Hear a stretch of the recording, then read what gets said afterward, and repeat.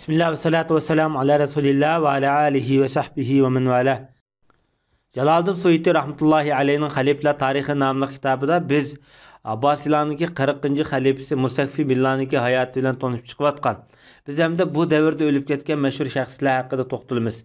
Bu devirde ölüp ketken meşhur büyüklerden Qazilar Qazisi namıyla meşhur boğan Taqiyuddin İbn Daqiqul Aid degan ulama. Bu kişininki ismi Muhammed İbn Ali İbn Vahb degan buludu.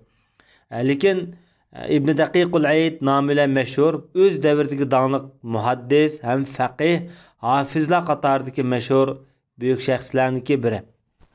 Bu adam bu kişininki İbn Daqiqul Aid'ninki bir çoğun bobusu boğan. İbn Daqiq deb namıyla meşhur boğan. Aid günü beşiğe oppak boğan bir rahtek bir nas atı oldu kendisinden beşiğde Aid tamda. Mübarekler beytini. Xalq bu adamni şu Aid günde oppak undek nas ki boğan deb Daqiqul Aid deb atagan.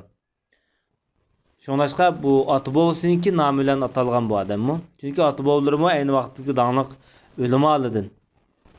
Hem de ma Taqiyuddin İbn Daqiqul Aid bolsa, özü kiçkiden Kur'an-ı Kerimni yadlagan, Mısır'nınki medreselerde okup çoğun bolgan. Bolapmı Şafi mezhepte bekrek yetilgen. Şoňlaşqa İbn Abdussalam degan sultanul ulema degan kişi ta ölüp ketgenge kadar İbn Daqiqul Aid'ninki bir ustaz şeklinde ağırılmagan. Mısır'da nurgun öz devirdeki dağınık ulemalarda okugan. Şafi mezhep boyunca elip etken vaqtida bu adam dağınık öz devirdeki katta büyüklerden. Hem de ulemalar bu kişi hakkında toxtulup İbn Subki'da meselen İbn Fezlullah el-Umari ile Tabaqat Taracim namlıkmış kitaplarda İbn Daqiqul Aid'ga baha verip Taqiyuddin İbn Daqiqul Aid'ga davamlıq tilini saklagan adam, öz işi bilen meşgul bolgan, ilim alam şu maksat kılıp ilim bilen yaşagan adam. Asasen bu adamdaki vaqtda ya okutuş bilen ya okuş bilen ya kitap ko'rish bilen ya yezish bilen ilim tahsil qilish bilen o'tgan dedi. Bu yerdagi hamda tilini yıqqan degan gap bek muhim gap. Bek muhim gap. Ko'pincha tilini xalqdan musulmonlarning yüz obro'yidan yig'algan adamlarda cho'qim bir natija bo'ladi. Xalqninki g'ayvat shikoyatlardan o'tgan odamlarniki asosan hayotida barakat bo'lmaydi, qilmishida barakat bo'lmaydi. Bu kishiningki dağınıq kitaplardan El-İlmamul Jami' li Ahadisil Ahkam namlı kitap. Bu şu hadis ilmida yozilgan, hadisninki hukmlari haqida.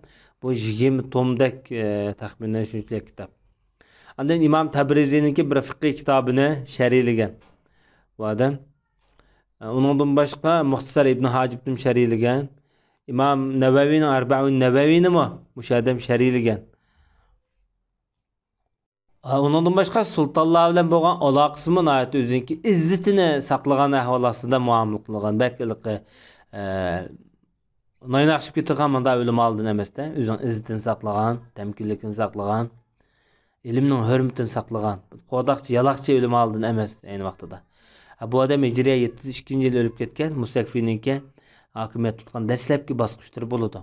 Bu adamniki qabrsi hozirgi Misrda Muqaddam degan rayon bosh vada. Bu zatninki hadis ilmida bo'lsin, mayli fiqh ilmida bo'lsin, hozirga qadar saqlanib kelayotgan nurg'un ilmi özünki xizmatları var. Bu devirde ölüp ketken yani bir meşhur şahıs Şafi mezhebindeki dağınık peşivası Zeynuddin Fariqi degan kişi. İsmi Abdullah ibn Mervan namıyla meşhur. Öz devirdeki dağınık muhaddis bu adamı. Demişk'nin hem muftisi hem hatiplikini kıygan. Demişk'nin hatibi degendeki lam Camil Umevi maksat kılındı.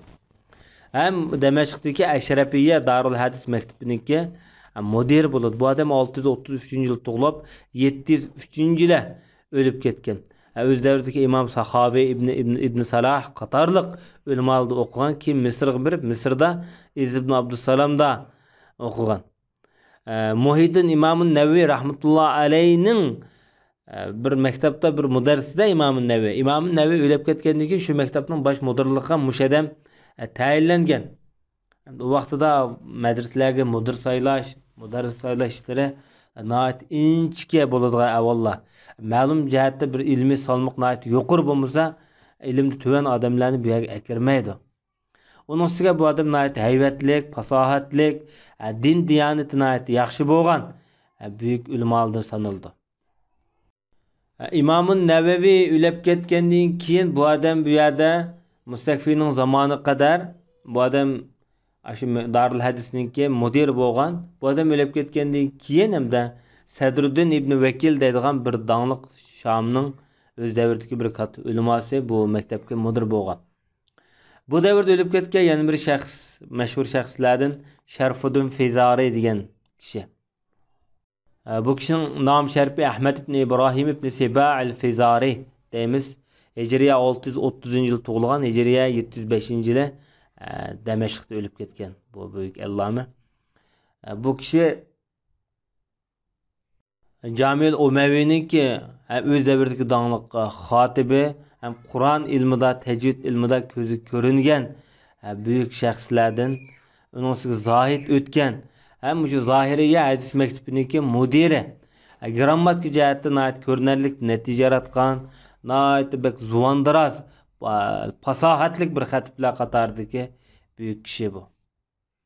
Bu davrda o'lib ketgan yana bir shaxs Sadruddin ibn Zarizir deydigan bir matematikkan. Bu adamniki tarjimalini nayetda ko'p izlagan bo'lsam topolmadim, uzr. Bu davrda o'lib ketgan yana bir mashhur shaxslardan Hafiz Sharfuddin ad-Damiyati degan kishi. İsmi Abdulmu'min ibn Xalab nomi bilan mashhur. Hafiz Damiyati deymiz. Hijriya 613-yili tug'ilib, Hijriya 705-yili o'lib ketgan.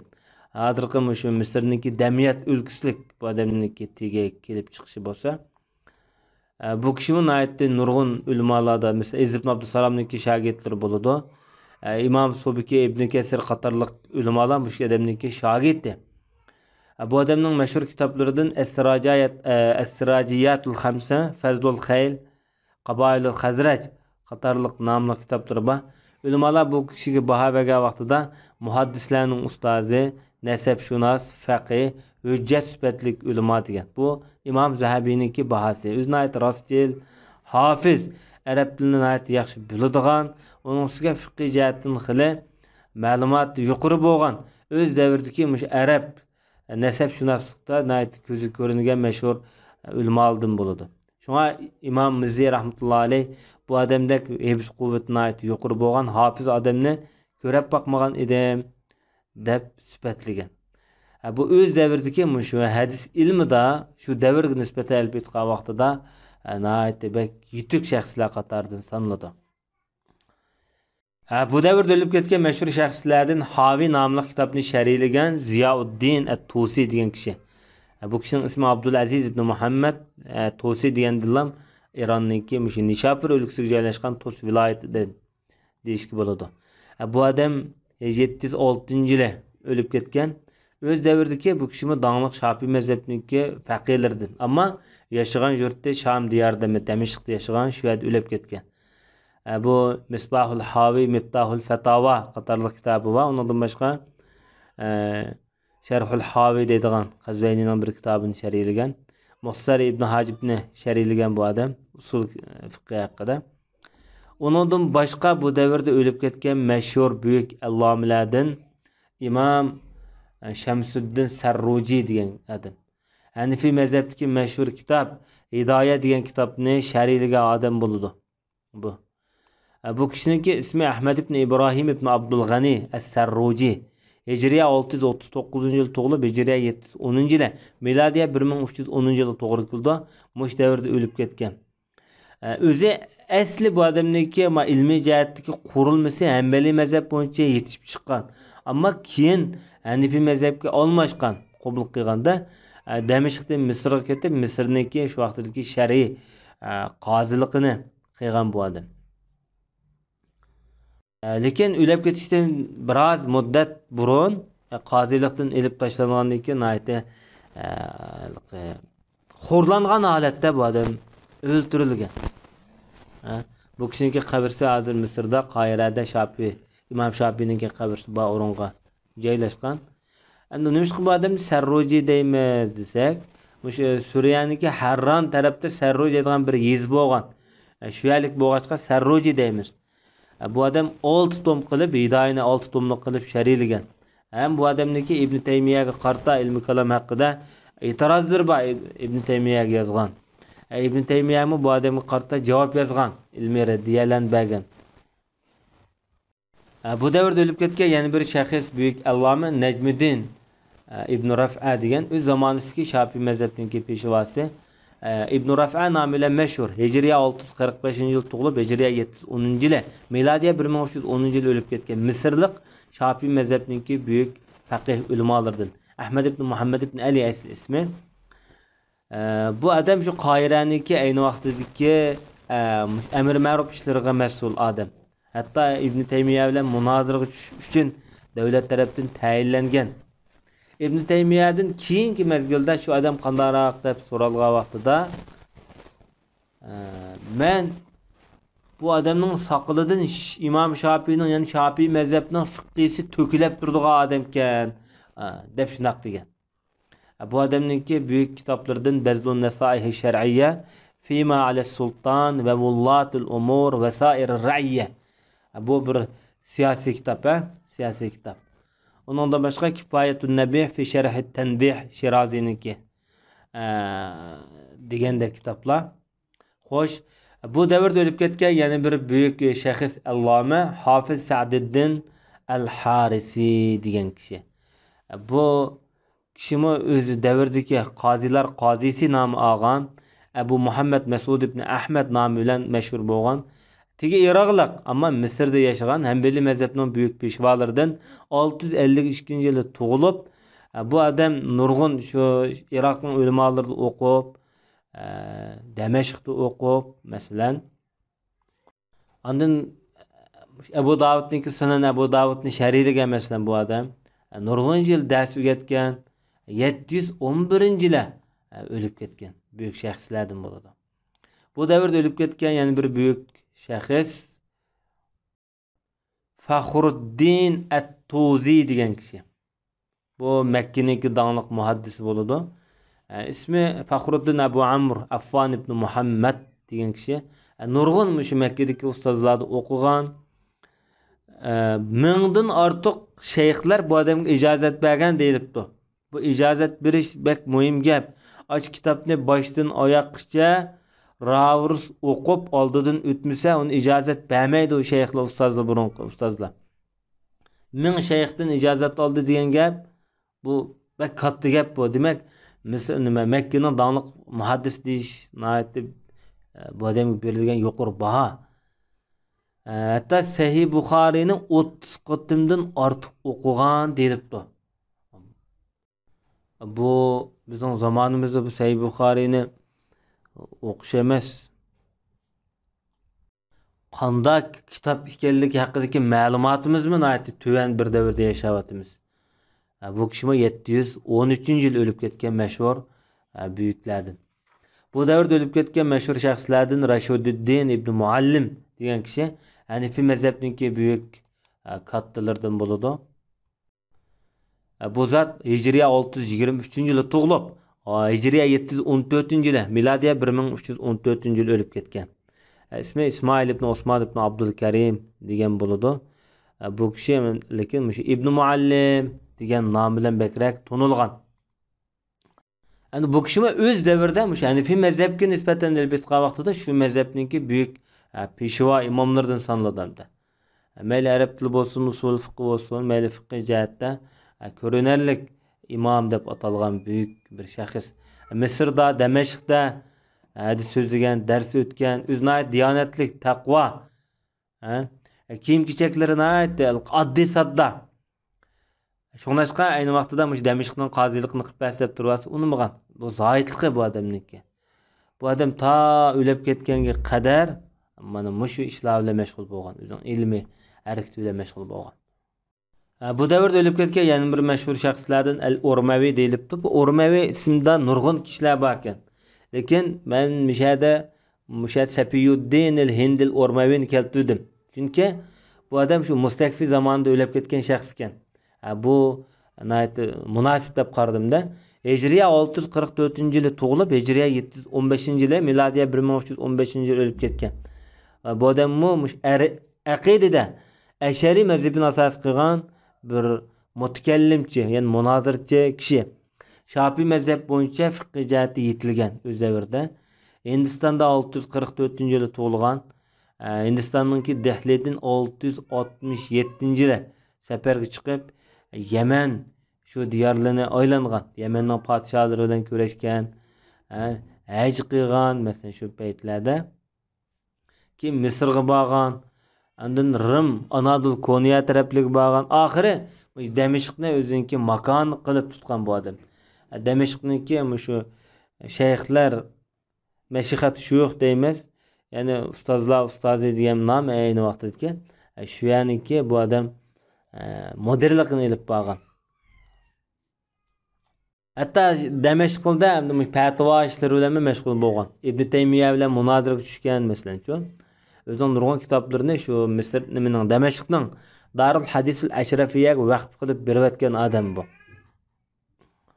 Bu odamning donglik bir gapi bor Ibn Taymiya haqida degan. Ibn Taymiya bilan munozir qilib deb, sen bir qushqashga o'xshaydi ekansan Ibn Taymiya. Shunda tutay deb qo'limni uzatsam, ma o'rindan mayon qochib ekansan degan. Bu nima deganda Ibn Taymiyaning noyati zirak, o'shar odam ekanligini bildiryapti bu yerda. Bu odamniki ilmi kalom haqida Zubda nomli kitobi va usul fiqh haqida Nihoya nomli Faiq, Risalat Sayfiya qatorli kitoblar bor. Bular bu Nihoya degan kitob shu bak mashhur. Ayni davrda Shomniki shu vaqtdagi valiylari masalan Ibn Taymiyani va uningdan boshqa nurg'un ulamolarni bu munozirga kirgan. Munozirga kirgan vaqtida Ibn Taymiya birdan-bir qarishi munozirda tankilarlikdek odam mushodam bo'lgan. Masalan Ibn Taymiyaning aqidatul vasitiyani so'rinda o'qib o'tganda buni xatolik bormi yo'qmi deb birma-bir dalil isbotliq bu yerda o'tadigan gap. Taqiyuddin mana musho odam masalan bu kitobniki nurg'un taraflariniki bo'ldiganligini qoyil bo'lganligingizni so'rida nurg'un ulamolar bor. Bahs munozirdan keyin masalan qoyil bo'lgan. İkinci qatim bu kitobning ma'lum bir tarafini boshqa bir shayx Kamoliddin Zamlikani deymiz. Bu taqiqlagan munozira orqaliqda oxiri hamda bu kitobni Ibn Taymiya yengib chiqqan hamda munozirada bahsda. Ani muhim masala vaqtidagi bu munozirlar yengilish uslubida emas, haqiqatni tepish uslubida. Shuningdek Imom Zahabiy rahmatullohi alayhi shu o'rmaviga baho bergan vaqtida bu yaxshi Ibn Taymiya bilan munozirada qarshilashgan, oxirida bu aqidani qabul qilgan, o'zi yaxshi, fazilatli, diyonatli shayxlardan deb baho bergan shuningdek. Hamda shu munozirada Ibn Taymiya salaf aqidasi turib munozir qildi. Madem Ashari mazhabi turib ilmi kalom yo'li orqali munozir qildi. Lekin bir-birini kofir chiqaradigan bunda avvallar mavjud bo'lmagan bularning orasida. Bu davrda o'lib ketgan mashhur shaxslardan yana Sadruddin ibn Vakil degan Shafiy mazhabidagi buyuk ulamosi. Hijriya 665-yili tug'ilib, Hijriya 716-yili o'lib ketgan. Undaqda milodiya 1317-yilga to'g'ri keldi. İsmi Muhammed ibn Umar ibn Mekki yoki Ibn Vakil nomi bakrak mashhur. Bu zotni o'zi ham shoir, adib, o'z davridagi Shafiy mazhab bo'yicha yetilgan usul fiqhshunos ham bir mutakallimchi, ahli kalomchi. Bu odam Misrning Damiyatda tug'ilib, dadasida o'qigan, undan boshqa nurg'un ulamolarda o'qigan Misrda. O'zining zoti zakiyligi bilan mashhur. Zamaxshariyning Al-Mufassal nomli kitobini 100 kun yodlab bo'lgan, bak cho'ng kitob bu nahv haqida. Mutanabbining to'plamini 7 kun yodlab bo'lgan, Maqomatul Haririni 50 kun yodlab bo'lgan, 20 yosh vaqtida fatvo berishga boshlagan. Shu paytlarda Misr, Damashq, Halab diyorlarida cho'gilib, shu o'qish bilan o'tish bilan birga nurg'un maktablarda dars o'rgatgan. Shomning masalan Darul Hadis al-Ashrafiya deymiz. Bu Shomda nurg'un maktablar bo'lgan tarixda.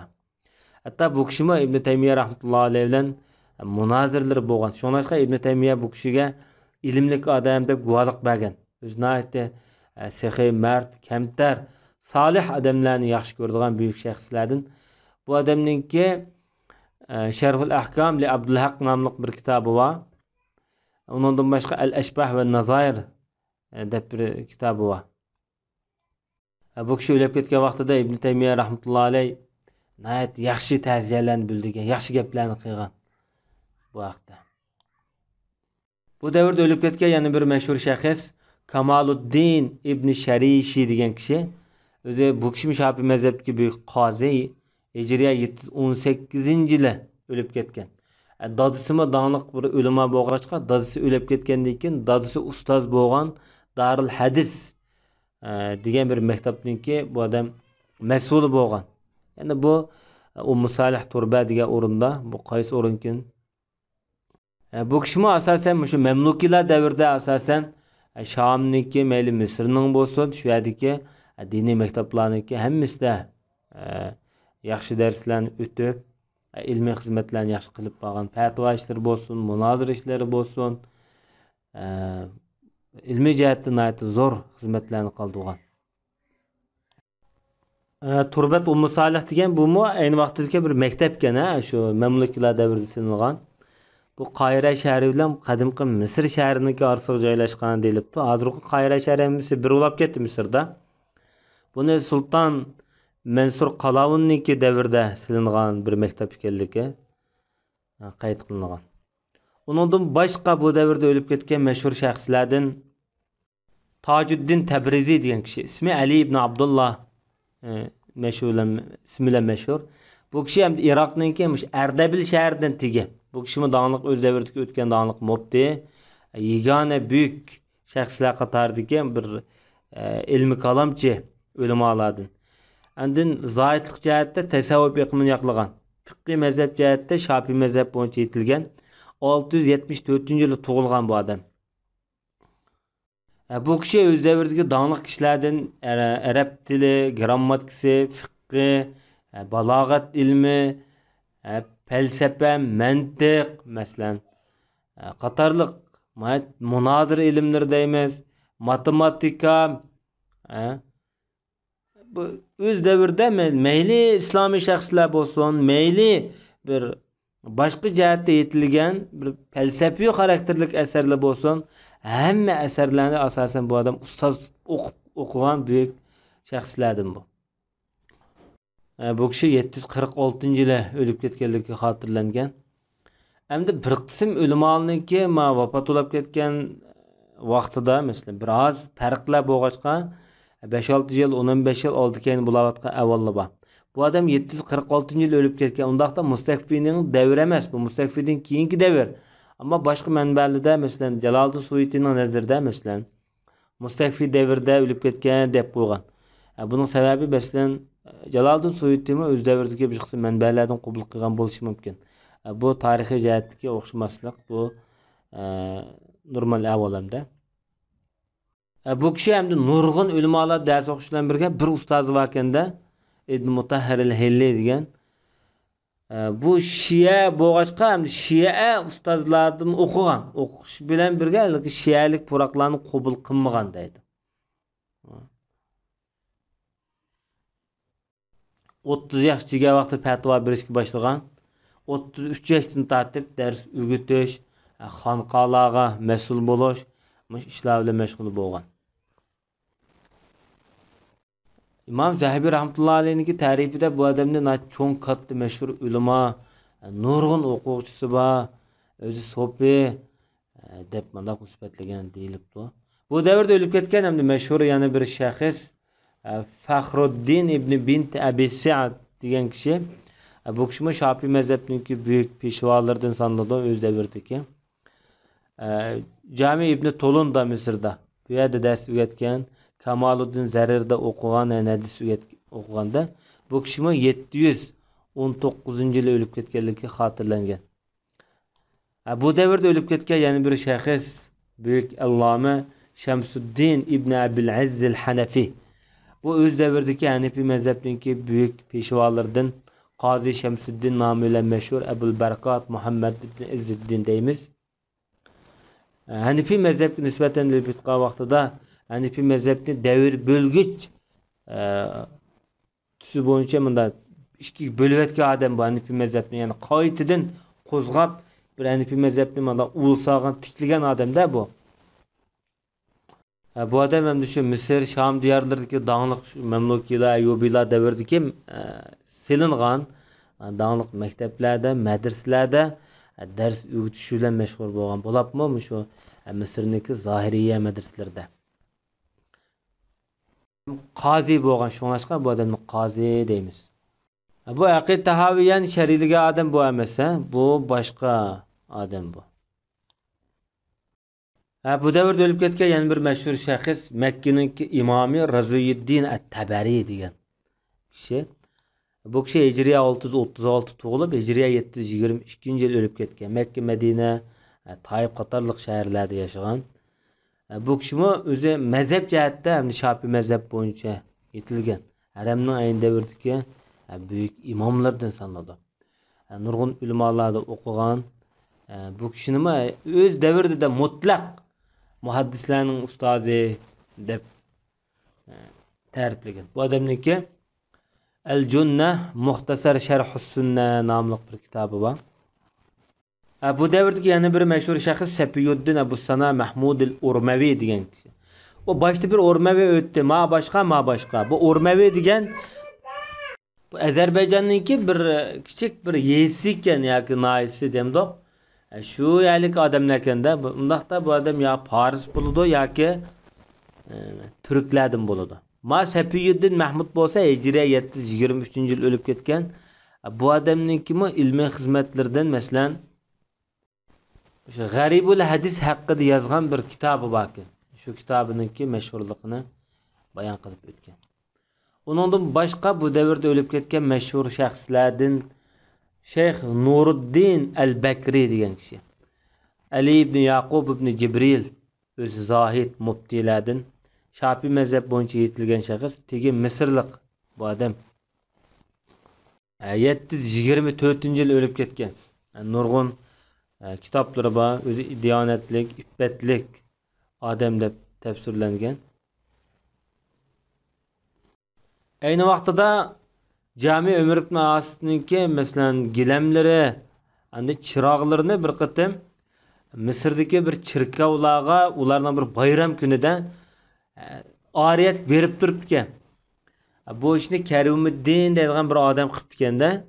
Şonda muşu hazırkı davatkan Nuruddin Bekri Sultan'ın qaşığı çıkıp nayet qopal, qattiq egir gep qıygan dedi.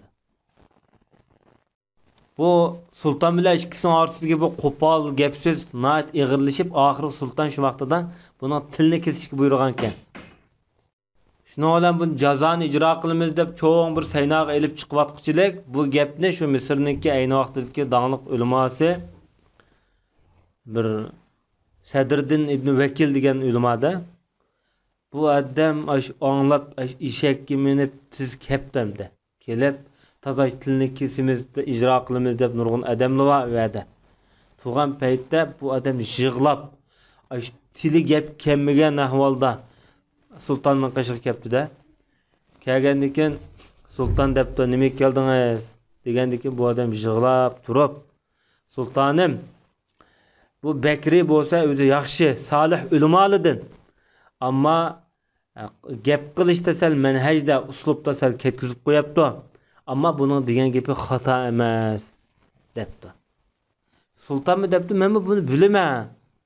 Lekin bu muta qo'pol tegdi emasmi deb arliqda boshqasi geplashib, paranglashib Sultan gına aytdi bir yumshoq sipoyi gap qilish orqali Sultan bo'lib elib keta buni deb bu adamı qutquzib olgan debdi. Demek bu Nuruddin Bekri nayeti haqiqatparvar bir jangivar olimken de şunlaşqa hatta İbn Teymiye ham şu öz devrinin uleması İbn Teymiye bilen munazirde bu adam qarşılaşıp İbn Teymiye qo'pol tekkan deyildi. Bu devrdeki meşhur yani bir ölüp ketken şahıs İmam-ı Nevevi'nin şagirdi Alauddin İbn Attar degan kişi Abul Hasan İbn İbrahim İbn Davud namıyla meşhur.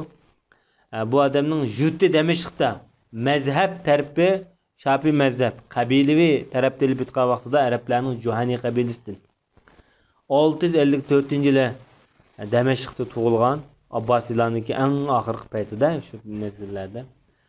Kichkina Qur'oni Karimni o'qib, yodlab 15 yaşga yete kirmez İmam-ı Nevevi'den nurgun ilimlerini öğrenip boğan deydi. İmam-ı Nevevi'nin huzurida o'qiganda bu adam. Alaydin ibn Attar o'zini tirishchan odam bo'lg'achqa, mayli Damashqning ulamolarida bo'lsin, bularni o'qib, Makka, Madina, Baytul Maqdis, Qoira, Yaman qatorliq yurtlarga berib, shu yerning ulamolarida o'qib, oxiri Damashqqa qaytib kelib, Damashqning o'ziniki o'quv o'qitish ishlari bilan mashg'ul bo'lgan bir makoniga aylantirgan. Keyin biz Kamoliddin Zamlakani deymiz, Barazali deymiz, qatorliq taniq keyingi ulamolar bu şeyden o'qigan. Bu adamning Tuhfatut Talibin fi tarjimatil İmam-ı Nevevi vel Mensurat nomli kitobi va Adabul Xatib qatorliq. Bu kishi 724-yili Damashqda o'lib ketib, Jamil Umaviyda namozi tushirilgan.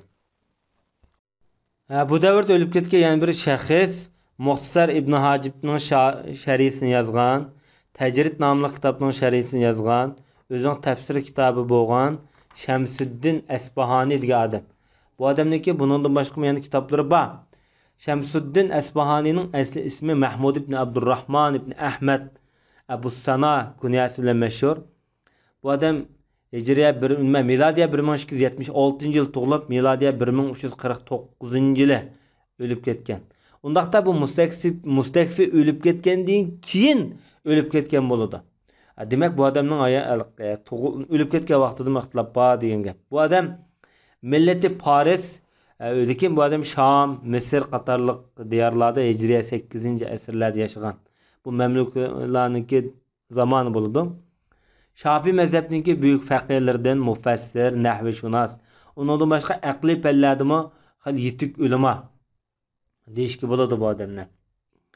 Asbahanda o'qigan, keyin Tabrizda, Damashqlarda yaşagan. Hatta İbn Taymiye rahmetullahi alayhi bu odamga qo'l qo'ygan shu vaqtida. Qoiraga borgandan keyin Qoirada bir xonqa qurib berganda shu vaqtida Qoiraniki bir amir hamda. Ta shu o'lib ketganga qadar bu odam shu Qoirada yashagan. Bu odamning Anvarul Haqaiqur Rabbaniya fi tafsiril ayatil Qur'aniya degan kitobi tafsir ilmida nihoyatda mashhur büyük kitap deyishki bo'ladi. Bu davrda o'lib ketgan mashhur shaxs Qarilar firqasininki eng xotimi, danliq qari Zaga Taqiyuddin dedi. Taqiyuddin ibn Sayiq deymiz. Bu kishi Şafi mezhebinki büyük ulamalardan sanıldı. Abu Abdullah Muhammed ibn Ahmed nomi bilan mashhur. Bu adamniki qabrsi hozirgi Misrniki Qarafa degan yesida. Hayotida hamda nurg'un ulamolarni, qarilarni yetishtirgan mashhur shaxslarniki biri. Bu davrda o'lib ketgan mashhur shaxslardan adabiyot fanining ustozi Shihabuddin Mahmud degan kishi. Bu kishimi 644-yili tug'ilib Hijriyaning 725-yili miladiya 1325 mushu vaqtda o'lib ketgan. İsmi Mahmud ibn Salman ibn Fahd nomi bilan mashhur. Tegi Haleplik. Bu kishimi ama Hanbali mezhebiniki ulamosi bo'ldi, ham adib uning ustiga. Chunki bu adam Şam bilan Misrda mushu mamluklar davrida 50 yildak taxminan mushu adabiyot, yoziqchilik ishlari bilan mashg'ul bo'lgan. Dastlabda masalan Damashqda divonga putukchilik ishlari bilan mashg'ul bo'lgan. Keyin Misrga kelgan, keyin yana Damashqqa qaytib kelgan. Yana mushoirlikda bu odam mayli Misr bo'lsin, mayli Sham bo'lsin, putukchilik xizmatini qilgan. Chunki Sham bo'lsin, mayli Misr bo'lsin, ayni vaqtida hamisi mamluklar qaraydi hamda bir davlat vaqtida o'z davridagi o'sha putukchilik kasbiningki büyük bir peshvosi deb sanaladi. Onun ustiga bu odam dağınıq şair. İbn Asir rahmetullahi alayhining El-Kamil fi Tarix nomli kitobininki oyg'in yozgan. Endi burun tarixchilar tarixiy kitoblarni yozgan bo'lsa, o'zining zamonigacha bo'lgan tarixlarni yoza oladi. Keyingi tarix yana qolib qoladi. Ya'ni mushu El-Kamil fi Tarixniki oyg'ini mushu odam ulab yozgan deyish bo'ldi undaqda. Bu odamniki Ahnil Manahih fi Asnal Madahih nomli kitobi va Maqomat Ushaq, Manazilul Ahbab qatorliq kitoblar bor. Bu davrda o'lib ketgan mashhur yana bir peshvo shayx Shialarning ustozi Jamoluddin Mutahhar degan kishi. Bu kishining ismi Hasan ibn Yusuf, lekin mashhur ismi Ibn Mutahhir al-Hilli nomi bilan mashhur. Hijriya 648-yil tug'ilgan, Hijriya 726-yil o'lib ketgan. Ammo bu odam faqih, alloma bo'lg'ini bilan Shia turoqdagi odam. Bu odamning Kashful Murad, Nahjul Haq, Babul Hadi, Xulasatul Aqval, Al-Jawharun Nazid, Minhajul Karama qatorliq kitoblari var. Bu odamni tarixda tunji qatim Oyatulloh deb hozircha mesela Oyatulloh paloni deymizmi? Mush adam tarixda Oyatulloh laqabini tunji ijod qilgan, qabul qilgan odam bu. Şuna Şialar hozir qadar Şialarniki anjuman so'rovlarda Allah muhalli deb desa mush odamni maqsad qiladi. Endi hozirgi Şialar bilan burungi Şialarniki farqi osmon zamin farqi bor. Hozirgi Şialar ko'pincha bu Şialarning hamda cho'ng kattalar qartilgan gap bu. İnsofsizroq qildi. Ammo burungi Şialar o'zining Şialik ko'z qarashi bo'lgan bilan ular aqidada bek nayt radikal, oshqun emas, qo'pol emas, ya kafir emas. Şoňlaşqa İbn Hajar Asqalani rahmetullah alayh bu odamni sifatlagan vaqtida nayt zaki İbn Hajibning Muxtasar nomli kitobini nayt yaxshi sharhlaygan. Şialarning donliq imomi, ajoyib zaki odam deb sifatlagan. Hatto Ibn Taymiya rahmetullah alayh Ar-Radd ala Rafizi nomli kitobida mush odamning o'ziga raddiya bergan. Bu kishiniki 120 dan ortiq kitobiniki borligi xotirlangan. Hozir qadar hamda shu bu kishiniki kitoblari ko'p Shialar markazida ko'p dars qilinishi kerak. Buniki qabrisi Najabda, hozir Iroqda. Amma İbn Taymiya rahmetullah alayh bu odamni İbnul Munajjis deb atayotgan, ya'ni İbnul Nijasat deb, Nijasat bolasi deb. Chunki buning ismi İbnul Mutahhari emasmi? Amma lekin bek bilimli odam ekanda tarixdagi, daniq. Shu Muxtasar Ibn Hajib degan kitobni shu eshakka minib turib sharhlagan deydi. Bu zerakligi, aqlliligida buniki. Uningdan boshqa bu davrda o'lib ketgan mashhur shaxslardan yana Kamaluddin Qazi Shuhba degan kishi, Abdulvahhab ibn Muhammad degan bo'ladi. Bu kishimi o'z davrida nurg'un kishilarga foyda manfaat yetkazgan bir faqih, grammatikashunos ulmolarniki biri. 726-yil o'lib ketgan. O'zi shu o'z zamonisidagi bir muftisi.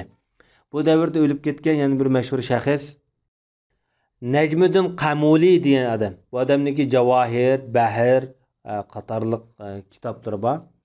Hatta buni Qozi Najmiddin Qamuli Shofiiy deb mundaq atagan. İsmi Ahmad ibn Muhammad nomi bilan mashhur.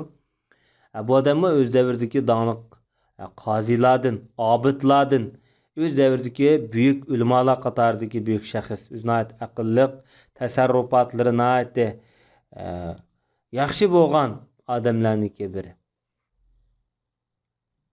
Bu odam shu Misrda yashagan odam. O'z davrida büyük o'tgan o'lim oldi. Masalan, fiqh jihatda bu odamniki Vasit nomli bir kitobni sharhlagan. Balkim bu G'azalining Vasit nomli kitobi bo'lsa kerak. Bu nayt zo'r hajmli qilib sharhlagan. Bahrul Muhit deb atagan bu kitobni. Keyin Javohirul Bahr degan mush kitob shu masalan. Uningdan boshqa Asmaullohul Husna haqida bir kitob yozgan. O'zinat ishonchlik, rostchil degandek baholarga erishgan buyuk shaxs. Hatta Sadriddin ibn Vakil bayatıngalık bir şeyhni qutqizib olgan odam bu. Misrda buningdan buyuk faqih yo'q deb ta'riflagan o'z zamonida. O'zini axloqliq, muruvvatlik, oil tavobotiga, yaqin urug' tuqqanlarga, o'z qavm qarindoshlariga davomli xayr ehson qilib turgan odam. 727-yil o'lib ketgan. Bu davrda o'lib ketgan yana bir mashhur shaxs Kamaluddin Az-Zamlikani degan kishi. Bu kishi Şamdagi hamda Shofiy mazhabiniki ustozlaridan bo'ladi. O'z davrida Shofiy mazhabiniki peshvoligi mush odamga qolgan. Bu kishi 666-yili Damashqda tug'ilgan. Damashqning ulamolarida ayni vaqtida o'qib, keyingi mezgilda davlatda huquq tutgan. Baytul molga, moliya, iqtisodga mas'ul bo'lgan. anda pütükçülük xizmatlarini qilgan, Halepning qoziligini qilgan, masalan bu odam. Hatto keyingi mezgilda Misrning qoziligini qilgan bu odam. O'zini ayt faqih, usulshunos, ham so'pi, munozirchi, adib, qalam quvvati nihoyat kuchli bo'lgan bir buyuk shaxslardan. Bu odamning umum shaxsiyatini, obrazini mesela aynı vaqtda ulamolar sifatlab kelib, ilmga oshiq, aqli yenib turadigan, himmat oliy odam deb sifatlagan. Biz bu ham gapni qilgan Ibn Taymiya bilan nihoyat ko'p munoziraga tushgan, mesela Safiyuddin Hindiniki shogird bo'ladi bu odam. Demak, bu danglik ustozlarni ko'rgan odamlarmi danglik bo'lib yetib chiqadi. Bu odamning mush Ibn Taymiyaniki 3 taloq masalasi to'g'riliq, avliyolarning qabrini ziyorat qilish masalasi to'g'riliq Ibn Taymiyaga qarta yozgan raddiyasininki borligi qayd qilinibdi. Bu davrda o'lib ketgan yana bir mashhur shaxs ulug' ulamo Shayx Taqiyuddin Ibn Taymiya. Biz ne vaqtimizda mush Ibn Taymiya jamoatining mush cho'ng bovlari, Ibn Taymiyaning dadasi Abdul Halim Ibn Taymiya haqida to'xtalgan. Biz bugun o'lib ketgan mashhur shaxslar qatorida Ibn Taymiya oilasini haqiqiy yo'ritgan ulamo Ibn Taymiya, Shamsuddin yoki Taqiyuddin Abul Abbas Ahmad ibn Abdul Halim Ibn Taymiya nomi bilan mashhur bo'lgan bu buyuk shaxslarni to'xtalib o'tamiz. Hijriya 661-yili tug'ilgan bu odam Hijriya 728-yili, yani miladiya 1328-yili o'lib ketgan. Bu vaqtlarda bizningki mavi Qumul, Turpan diyorlarimiz musulmon bo'lmagan paytlar. Bu odam o'z davrining danglik muhaddisi, ham faqihsi, mufassir, hatto faylasuf deb sifatlagan ulamolar, ham ilmi kalamchi.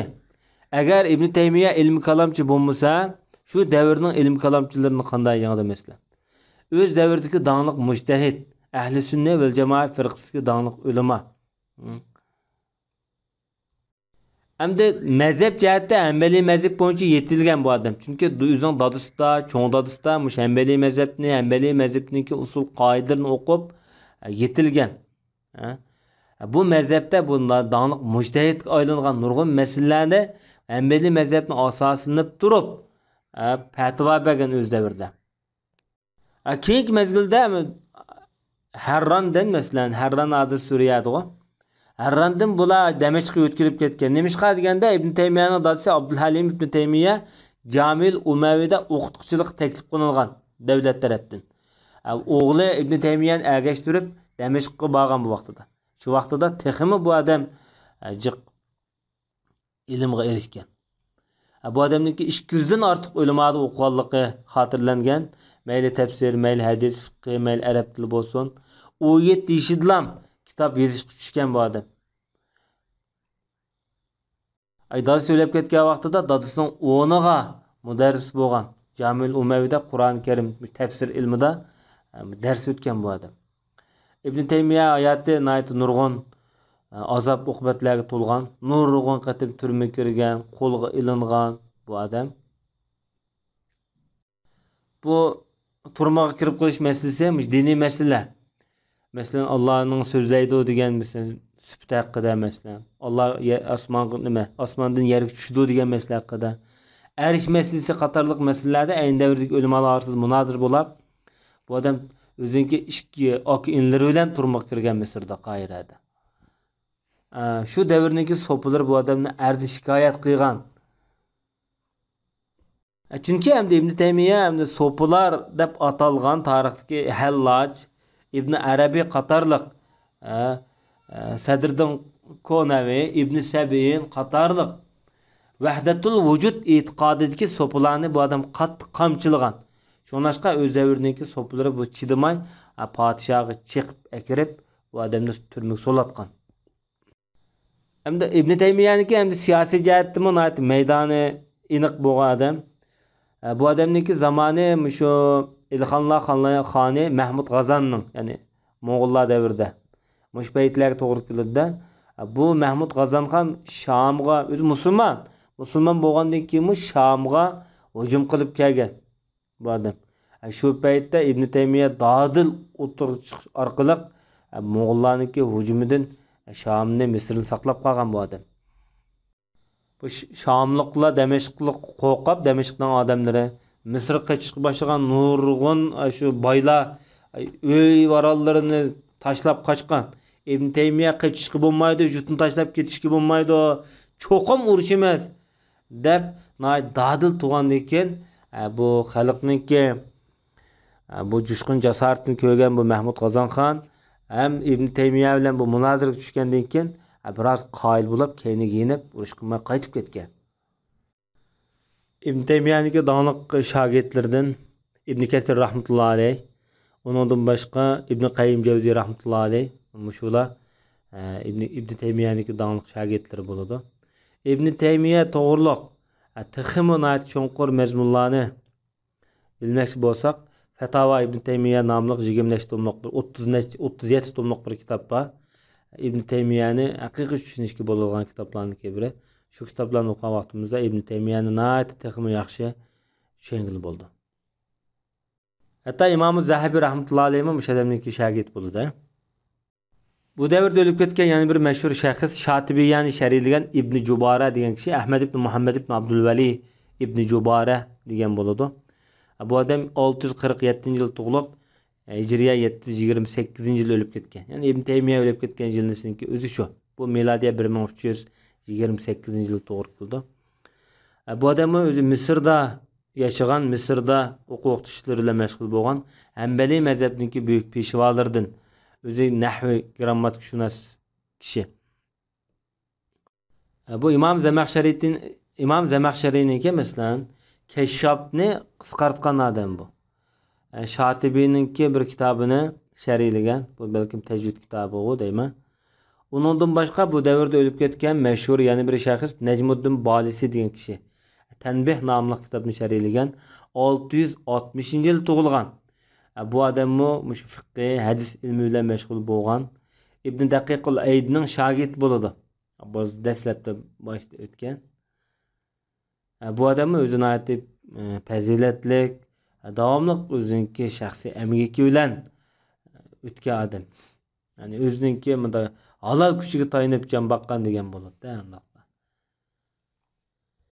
Bu kishi 729-yilda o'lib ketgan odam. Bu davrda o'lib ketgan yana bir mashhur shaxs Burhanuddin Fazari degan kishi. İsmi İbrahim ibn Abdurrahman ibn İbrahim. O'zi Shofiy mazhabining buyuk ulamolaridan Abu Ishaq al-Fazari mi deymiz. Bu odam Damashqlik odam. Keyingi mezgilda Misrda yashagan.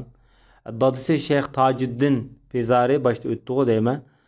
Bu odam shu dadisimi uchun katta ulamolaridan, o'zimi shu katta ulamolaridan bo'ladi. 660-yilda tug'ilgan. Onasi bunda kelib chiqishi Didaklidan. Ammo bu odam dadisiniki yaxshi tarbiyalash asosida dadisidan nurg'un ilmlarni o'rgangan. Dadisida fiqh o'qigan, Tag'is Sharfuddin arab tili o'qigan, mantiq o'qigan, yoziqchilikni, xattotlik ilmini, qatorliq ilmlarda xili pishib yetilgan. Tanbih nomli bir kitobni necha tom qilib sharhlaganlik xotirlangan. Bu Shofiy mazhabiga bir kitob qo'yayman. Bu odamning so'zini ayt rostdil, iboratini ayt yengil, tili ravon, darslari ayt yiqimliq odam edi deb sifatlangan. O'zini ayt kamtar, ro'zdor degandek. Bu davrda o'lib ketgan yana bir mashhur shaxs Alaeddin Konaviy degan odam. Avi nomli kitobni sharhlagan odam bu. Shayx Alaeddin Konaviyning ismi Ali ibn Ismoil ibn Yusuf. Nurg'un fanlarda yetilgan Damashqniki dongli qozilardan, Shofiy mazhabining buyuk ulamolaridan bo'ladi. 668-yilda tug'ilib, Damashqda 729-yilda o'lib ketgan. Bu odamning qabrisi hozir shu Damashqning Qasyon degan tarafda. O'zimi nihoyat dongli munozirchi. O'z davrida ilmga cho'kib yashagan bo'g'achqa bu odam nurg'un shogirdlarni tarbiyalab chiqargan. Bu davrda o'lib ketgan yana bir mashhur shaxs Hanifiylarniki buyuk peshvo ulamolaridan Faxriddin Turkmani degan ulamo Al-Jami'ul Kabir nomli kitobni sharhlagan. İsmi Ahmad ibn Osman ibn İbrahim namı bilen meşhur. Bu Hanifi mezhebinki büyük ulemallardan Kahire'de yaşayan dağınık Qazi. Etigi Mardin'din hazırkı Türkiye'de. Bu adamın en dağınık kitabı benim şu Camiül Kebir'ni şerhleyen. Bu Muhammed ibn Hasan Şeybani'ninki dağınık eseri. Bu adamınki ondan başka El Cevherun Nakı fi Radd alel Beyhaqi namlı iki tomluk kitabı var. Fakhriddin Razi'ninki Mahsul namlı usul fıkıh kitabı yazgan. Özünki ilavesi var bu adamınki. Bu adamın şu mantık ilmideki Şemsiye degan kitabını şerhleyen Fakhriddin Türkmani. Bu kitapların ayeti meşhur. Bu zat ama 744 yıl ölüp ketken. Bu Mustakfi'ninki zamanında yani 3 yıl 4 yıl keyin. Demek Jaloliddin Suyuti rahmetullahi aleyh bazı kişilarninki ölüp ketken vaqtda haqida ixtilof bo'lsa kerak. Shuni ostini ustun qilib qo'ygan taraflari ko'rilyotdi. Bu davrda ölüp ketken meşhur şəxslərdən nurg'un kitoblarniki avtori Nazmul Havi qatorliq kitoblarni yozgan Hama ülkəsininki valisi Melikul Muayyad degan kishi. Bu Melikul Muayyad bir gap chalqib qopdi. Fakhriddin Turkmaniyni oyati 744-yil o'lib ketdi degan bilan boshqa manbalarda 731-yili o'lib ketgan deb xotirlangan. Shunlashqa bu yerda o'lib ketgan ishkili tarixini tang bayon qilib qo'yib o'tdik. O'lib ketgan yana bir mashhur shaxs Melikul Muayyad dedik. Nurg'un kitoblarning avtori Hama ülkesiniki padişahı valisi bo'ladi. İsmi Esmail ibn Ali namı bilen meşhur. Ebul Fada kunyası bilen kunyalangan. Bu Suriyaniki hazırki Hama ülkesiniki valisi. İmaduddin, Melikul Ala, Melikul Muayyad qatorliq naati hashamatlik nomlari var bu adamniki. O'zi coğrafiyashunos tarixchi. Tarixni naat yaxshi o'qigan, adabiyotni yaxshi o'qigan, nurg'un kitoblarni bildigan adam. O'zi falsafa, tibobat ilmi bilan shug'ullangan. Bu kishi 672-yilda tug'ilib, Hijriya 732-yili, ya'ni milodiya 1331-yili o'lib ketgan. Bu adammış Memlukilar davrida huquq tutgan. Bu adamniki asli kelib chiqishi Ayyubiylar sulolasidan. Mo'g'ullar besib kirgandan keyin bu adamni qechib yurib, o'qib, Qur'oni Karimni yodlab, nurg'un ilmiy sohasida yetilib, Misrga borgandan keyin Misrning shu vaqtdagi Memlukilar sultoni Melikun Nasir masalan bu adamni yaxshi ko'rib qilib, Hamaga qaytadan bu adamni mustaqil sulton qilgan. Chunki bu adamning kelib chiqishi Hamadin. Hamani hamda Memlukilarga beqindolab boshqurdi, ammo mustaqil. Bu Hamaq kelgandiki nurg'un ulamolarni o'ziniki yeniga tortib, ularga maosh bekitib, ulamolarni nayt yaxshi hurmatlagan. O'ziniki aqlliq siyosatdagi nayt yetuklik tufaylidan Hamani bu odam qaytadan gullandirgan.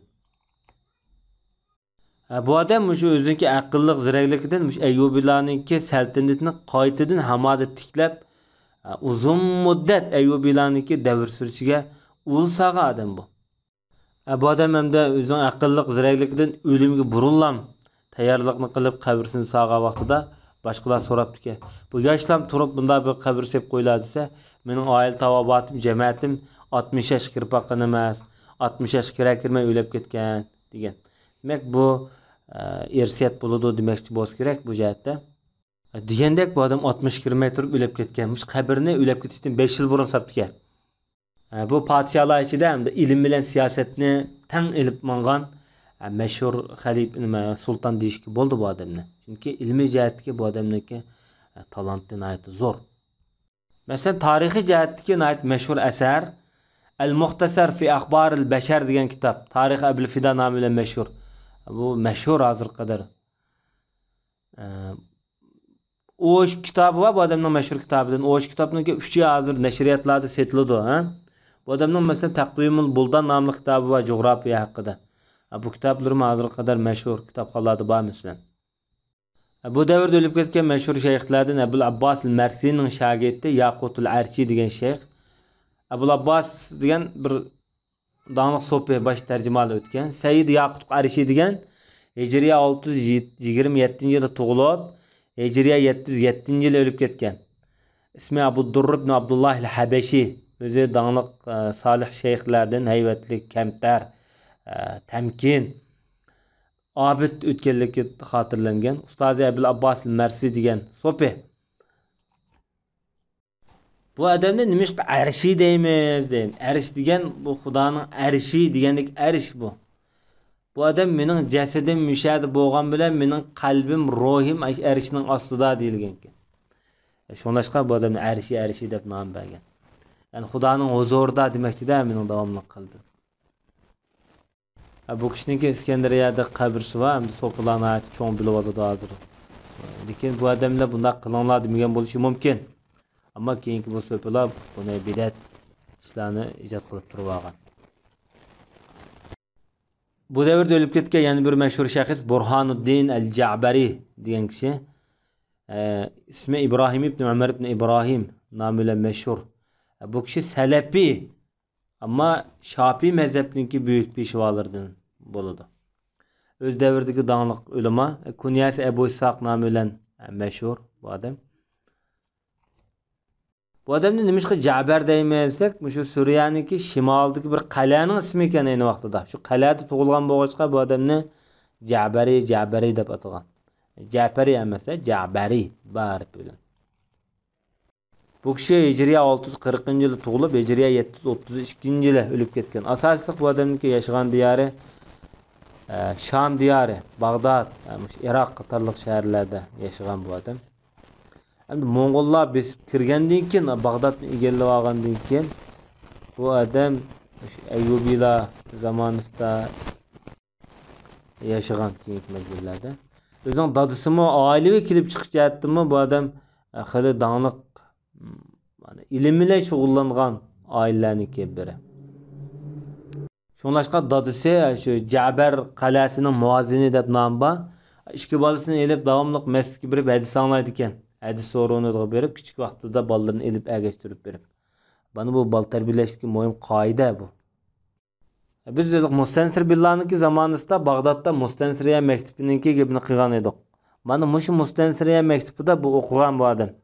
Nizamiya madrasalarida, Mustansiriya maktablarida bu dağınıq maktablar tarixidagi hozirgi Harvard deganga o'xshash nominat danqi yuqori bo'lgan maktablarniki biri bu. Hatta Damashqqa kelgandan keyin mush G'azzali maktabi deymiz, G'azzali takkesi deymiz. Umayyi masjidiniki bir bulonga joylashgan o'rin. Mushu diyorlarda, mush o'rinlarda bu odam mudarrislik qilgan. Keyingi mezgilda o'zining umrining oxirini Baytul Maqdisdagi haramda o'tkazgan bu odam. 45 yil mushada yashab, o'zining oxirgi umrini mushu haramda o'tkazgan. Baytul Maqdisdagi harami. Ulamolarning bu odam uchun yog'dirgan nurg'un maqtashlar bor. Nurg'un yaxshi kitoblarningki egisi, nurg'un yaxshi tadqiqotlarni ilib borgan. O'zidan ortiq kitoblar bor deyilgan bu odamniki. Asosan ko'pincha kitoblarni shu she'ri puroq bilan yozgan. Masalan, Kenzul Maani fi Sharh Harzul Amani degan kitob mush odamniki 7 xil qiroat shakli bo'yicha yozilgan kitoblarniki biri. Mush odamning kitob bo'ladi. Bu 3 tomliq qilib, nihoyatda cho'ng qilib yozilgan ayni vaqtida. Bu kitob hatto hozir qadar bor kitobxonlarda. Bizning shu Madinalik Jami Islomiyda bo'lsin, Jamiatul Azharda bo'lsin, bu kitob necha qatim tahqiqlanib, qaytadan besilib yozilgan. Nuzhatul Barara fi Qira'atil A'immatil Ashara nomli kitobi bor. Bu kitobmi shu qiroat ilmida yozilgan kitoblar asosan. Qarab chiqsak bu odamniki kitoblarniki ko'plari shu qiroat ilmi yoki tajvid ilmini asos qilgan kitoblar. Asosan Qur'on tadqiqoti bilan bekrak shug'ullanganda qiladi. Hadis ilmidimi bu odamning yaxshi kitoblari bor. Masalan, Rusukhul Ahbar fi Mansukhul Ahbar qatorliq bu kitobimi hozir shu Madinalik Jami Islomiyda doktorlik risolada tahqiqlanib chiqqan kitob. Undan boshqa Rusumut Tahdis fi Ulumul Hadis degan kitob. Bu Ibn Salahniki Ulumul Hadis degan kitobni bu odam qisqartgan. Bu kitobmi besilgan hozir qadar nashrdan chiqqan. Fiqh jihatga yozgan kitoblardan Tatimmatut Tadriz fi Sharh at-Ta'jiz, At-Ta'jiz fil Fiqh Shafi'i qatorliq bu kitoblar. Bu kitoblarni qo'l yozma shaklda saqlaqliq, lekin chiqib qilishi mumkin. Xo'sh, bu odamniki tarixiy jihatda, masalan, uningdan boshqa adabiyot sohasida yozgan kitoblari nihoyatda mashhur, nihoyatda ko'p. Asosan ko'p kitoblari bu odamniki hozir nashrdan chiqqan ekan. Alloh taolo ilmiga barakat bergan shaxs ekan bu. Bu davrda o'lib ketgan yana bir shaxs Badruddin ibn Jamaa degan kishi, Abu Abdullah al-Kinan al-Hamavi deymiz. O'z davridagi dongli Qozil Quzat nomi bilan mashhur bo'lgan Sham, Misr, Masjidul Aqsa, Jamiul Azhar, Jamiul Umavi qatorliq mashhur jamilarda ham xatib bo'lgan, qozi bo'lgan. Hijriya 639-yil tug'ilib, Hijriya 73-yili o'lib ketgan. Bu odam hozirgi Suriyaniki Hamada tug'ilib, shu yerda yashagan. Keyingi mezgilda Damashq, Misr qatorliq shu poytaxt o'rinlarga yetkazgan bu odam.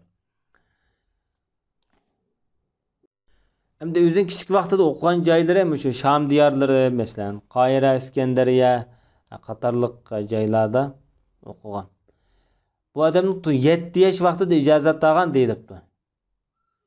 Chunki bu odam kichik vaqtida shu fiqh, usul fiqh, tafsir, nahvi, ilmul bayon, balog'at ilmlarini o'qigan bu odam. Bu odamning ustozlari bir-biridan sarxil, shogirdlarim bir-biridan sarxil. Masalan, Ibn Qayyim Javziy, Ibn Kasir, Tajuddin Subki, Imom Zahabi deymiz, masalan. Mushu büyük shaxslar bu odamniki shogirdlari bo'ldi. Ilmiy jihatdan yozib qoldirgan kitoblar nihoyatda ko'p, lekin bu kitobning hozir bisilmaganliklarini biz uqib olmadik. Hamda ulamolar bu kishiga baho bergan vaqtida Imom Zahabi rahmatullohi alayhi bu odamga baho berib bundoq degan: islomiy ilmlarda bu odam nihoyatda yaxshi tuhfalarni qo'shgan, diyonatlik, obid, so'pi, o'zining yaxshi sifatlik, yaxshi baholiq adam. Bu odam adabiyot sohasida she'riyat talanti bilan yaxshi bo'lgan, ham xatib, nurg'un shogirdlarni tarbiyalagan, o'zi ehtirom egisi, aqli nihoyatda yetuk, komil bo'lgan, mamnunlik bir shaxs degan, axloqli bir shaxs degan. Hem shunaqla bu odamni Ashariy mazhabida deb sifatlagan Imom Zahabi rahmatullohi alayh. Ammo shogirdi Tajuddin Subki ustozini sifatlab Qozil Quzat Badriddin ibn Jamaa shayximiz bo'lsa, Misr va Shamdan iborat ikki iqlimning hokimidir deb sifatlagan bu odamni. Uningdan boshqa Ibn Kasirning yaxshi sifatlari bor, umuman ilk vaqtida. Demak, o'z davrida nihoyatda yaxshi iz qoldirgan buyuk shaxslardan deyishga bo'ladi. Bu davrda o'lib ketgan yana bir mashhur shaxs Tajuddin ibn Fakihani degan kishi Hijriya 654-yili tug'ilib, Hijriya 734-yili, milodiya 1334-yili o'lib ketgan. Nahvi ilmida yetilgan bir buyuk peshva. O'zi Iskandariyalik odam bu.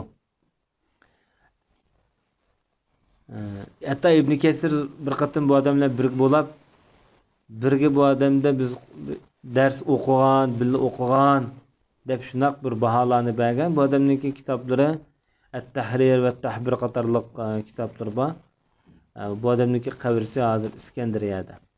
Bu davrda o'lib ketgan yana bir mashhur shaxs Fathuddin ibn Sayyidun Nas degan kishi. Bu kishi Muhammad ibn Muhammad al-Ya'muri deymiz, o'zi İspaniyalik. Hijriya 671-yilda tug'ilgan, Hijriya 734-yil Qoyirada o'lib ketgan. Tigi Andaluslik bo'lsa-mu bu odam İspaniyaniki. Keyin Qoyiraga kelib shu yerda makonlashgan odamlar. Bu o'z davridagi donliq muhaddis, hofiz ham tarixchi bo'ladi bu odam. Belki ahli saliblar Andalusni besib olgandan keyin ota-bobasi ko'chib kelgan odamlardan bo'lishi mumkin. Bu odamni o'z davrida nurg'un buyuk shaxslarni o'qigan. Misr, Qat'iy, Iskandariya, Hijoz mush zaminlarda yurib, o'shaniki donliq ustozlarda kezib yurib ilmni o'qigan. Imom Zahabi rahmatullohi alayhi mush odamning shogirdi ekan, bundaqda.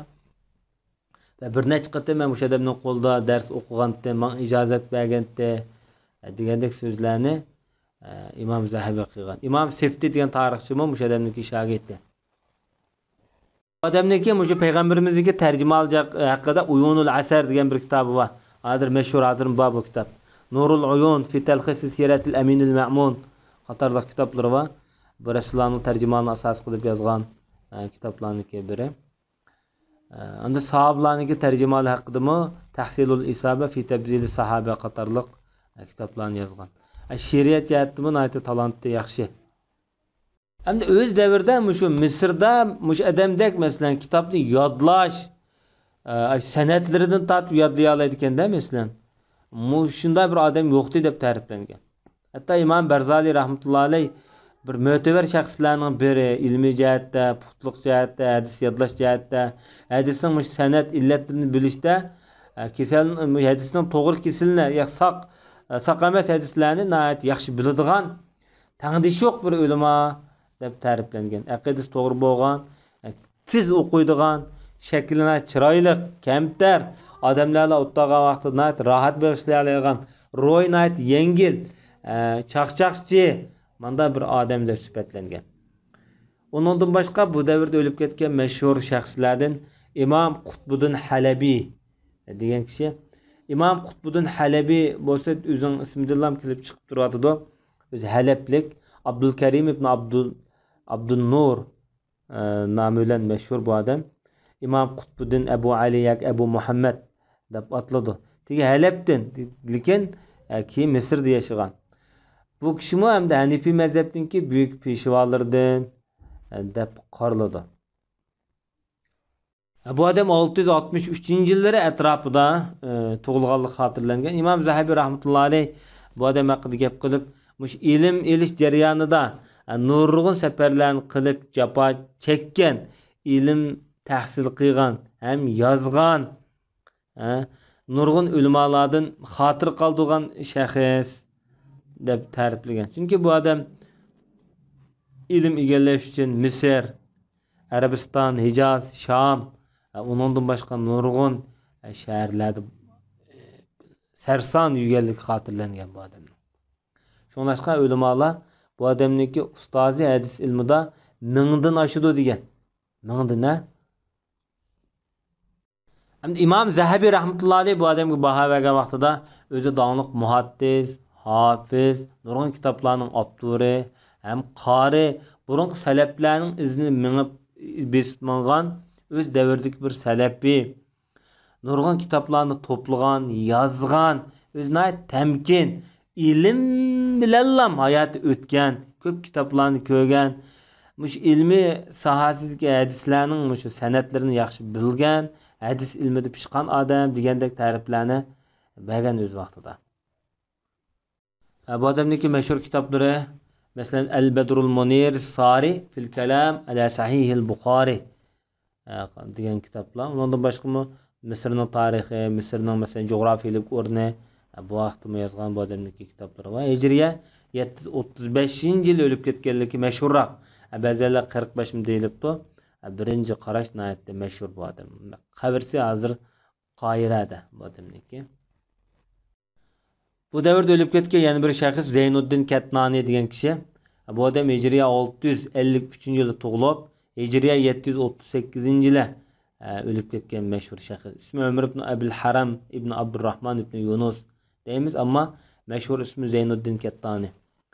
Bu odam Şafiy mazhabiniki dağınıq ustozlardan bo'ladi. Burhoniddin Marog'iyda usul fiqh o'qigan Damashqda. Damashqda yurib, keyin Misrga o'tkilib, Misrniki qoziligini qilgan bu odam. O'zini dağınıq muhaddislardan o'z davridagi.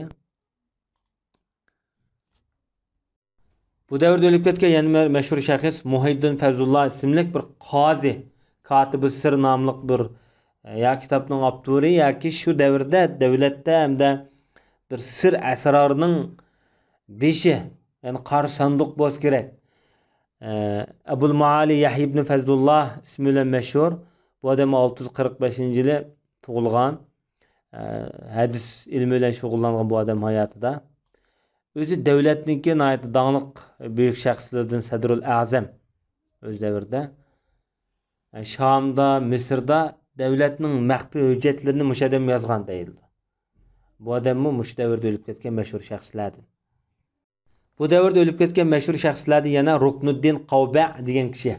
İsmi Abu Abdullah Muhammad ibn Abdurrahman el-Ja'fari ama meşhur nomi İbn al-Qavba.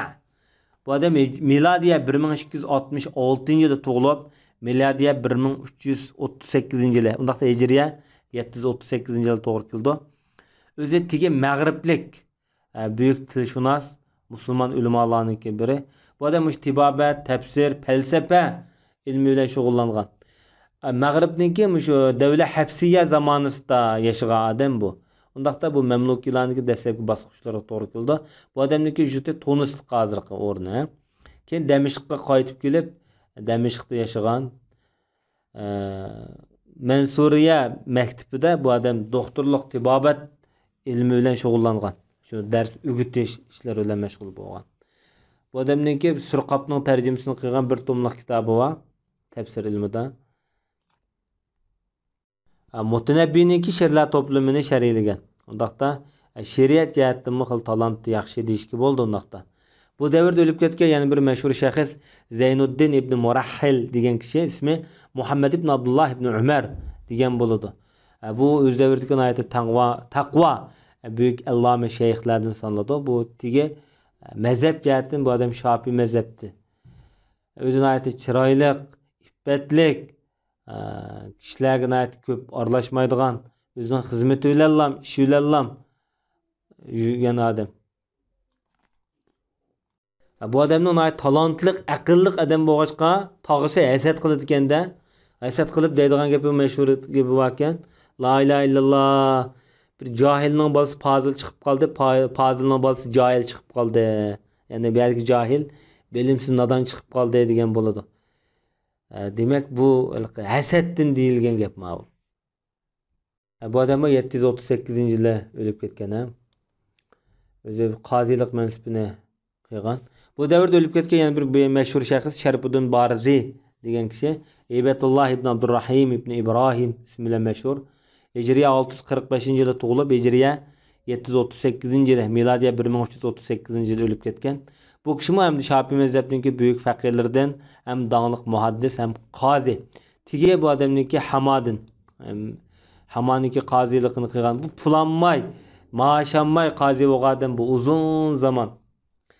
Misrning qoziligiga taklif qilingan vaqtida necha qitim tayinlansa bu odam men qozi bo'lmay deb talab sunib qozilikdan tushgan. Oxirgi umrida ko'zi ama bo'lib qolgan bu odam. O'lib ketgan vaqtida Hama viloyati butun taqalgan debdi. Shahar. Mush odamniki o'lim ta'ziyasi uchun. Bu odamniki 90 dan ortiq kitobi bor. Bu kitobniki ba'zilar asosan yo'q bo'lsa kerak. Ba'zilari hozir bor. Bu odamniki kelib chiqishi ve keyingi avlodlari bir-biridan sarxil ulamolar yetib chiqqan bu odamdan. Chunki bu o'zi arablarning Juhani qabilasidan sop arab deyishki bo'ladi. Bu davrda o'lib ketgan yana bir mashhur shaxs Jaloluddin Qazvayni ve onundan boshqa nurg'un ulamolar. Endi Jaloluddin Qazvayni rahmatullohi alayh, Xatibul Qazvayni mi deymiz, Muhammad ibn Abdurrahman ibn Umar Abul Maali Damashqning xatibi deymiz. Bu odam Mevsilda tug'ilgan. Tigi Qazvayndan. Bu odam mush balog'at ilmida Al-Izah fi ulumul balog'a nomli kitobni mush adam yozgan odam bu. Bu arab tilida balog'at ilmining kelib chiqish haqida yozilgan nihoyat yutuq eng ko'n asarlarning biri bu odam. Anadolu tarafliga qozi bo'lgan, keyin Damashqning qoziligini qilgan bu odam, Misrning qoziligini qilgan. Lekin Misrning ayni vaqtdagi sultoni Malik Nasir 738-yilda Damashqqa g'olib etgan. Uzun o'tmaylan bu odam shahid o'lib ketgan. Bu odamning mesela Talxisul Miftah nomli kitobi o'sha odamniki kitob bo'ladi. Xo'sh, bu davrda o'lib ketgan mashhur shaxslar nihoyatda bir-biridan ko'p, nihoyatda sarxilkan. Bugungi darsimiz mushakchi bo'lg'ay. Inshaalloh 41-xalifaning hayoti bilan keyingi darsimizda to'xtalamiz. Ve sallallahu ala nebiyina Muhammed ve ala alihi ve sahbihi ecmaîn.